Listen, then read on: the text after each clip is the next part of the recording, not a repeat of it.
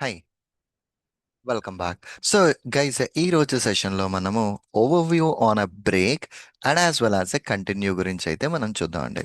Okay, break and as well as a continue మనం చూద్దాం. So break in జనరల్గా నువ్వు ఏ లూప్కైనా యాడ్ చేయొచ్చు. Basically break will be added for a loops కానీ లేదా స్విచ్ కేసెస్లో కానీ మనం ఈ బ్రేక్ని యాడ్ చేయొచ్చు.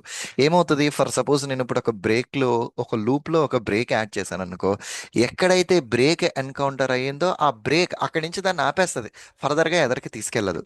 Okay, it will break the loop or execution basically. ఓకేనా, ఆ లూప్ని కంటిన్యూస్ వెళ్ళకుండా ఆపేస్తుంది.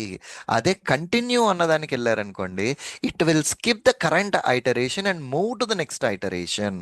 Okay, that's fine. సో దీనికి అర్థం అవడం కోసం మనం ఏం చేద్దాం అంటే, let x is equal to 1 while x less than or equal to 10 అండి. Less than or equal to 10. Okay, less than or equal to 10. So ఇప్పుడు నీకు ఎక్స్ వాల్యూ ఇట్లా ఉన్నప్పుడు నువ్వేం చేయాలి అంటే, కన్సోల్ డాట్ లాగ్ ఎక్స్, ఇది ఇంతకు ముందర మనం ప్రింట్ చేసిందే, రైట్? సో ఇప్పుడు ఈ కన్సోల్ డాట్ లాగ్ ఎక్స్ని ప్రింట్ చేసి X equal to X plus 1 increment చేసుకుంటా వచ్చాం.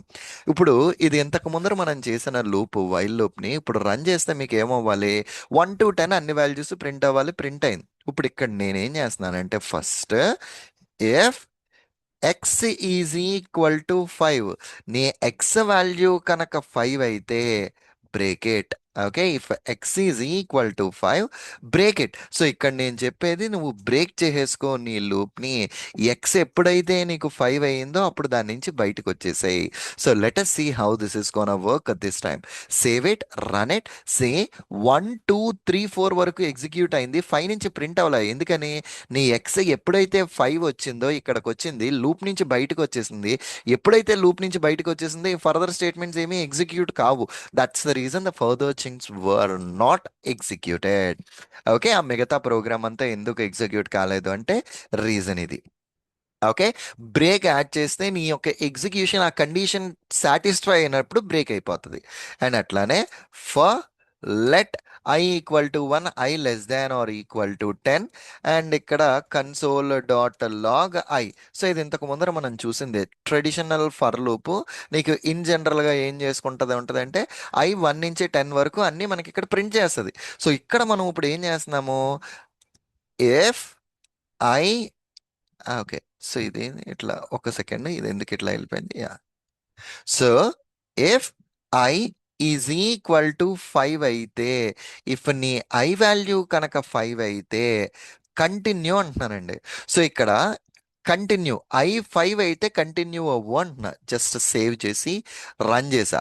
ఇక్కడ కన్సోల్లో ప్రింట్ అయిన వాల్యూస్ కనుక చూస్తే 4 అయ్యింది, 5 అవ్వలేదు, 6 7 వెళ్ళిపోయింది. అంటే కంటిన్యూ అంటే ఏమవుతుంది, నీకు I5 అయినప్పుడు ఇంకా ఫర్దర్గా కిందకి వెళ్ళకు లూప్లో, పైకి వెళ్ళి నెక్స్ట్ వాల్యూకి వెళ్ళిపో అంటుంది. So I5 R I equal to 7 R I equal to 9. I5 కానీ 7 కానీ 9 కానీ అయినప్పుడు కంటిన్యూకి వెళ్ళు, ఫర్దర్గా కిందకి వెళ్ళకు. అప్పుడు ఏమవుతుంది, ఈ ప్రోగ్రామ్ రన్ అయితే కనుక ఇక్కడ నీకు ప్రింట్ అయ్యే output, save, save properly, run it. ఇక్కడ నీకు ప్రింట్ అయ్యే వాల్యూ, సి హియర్, 1 2 3 4 5 అవ్వలేదు, 7 అవ్వలేదు, 9 అవ్వలేదు, rest of the values got a printed down. Continue అయితే ఆ ఎగ్జిక్యూషన్ మొత్తాన్ని కంటిన్యూ చేసేస్తుంది. బ్రేక్ అంటే కనుక అక్కడతో ఆ ఎగ్జిక్యూషన్ని ఆపేస్తుంది. Okay, perfectly all right. Let's take a break and see again in the next lecture. Thank you.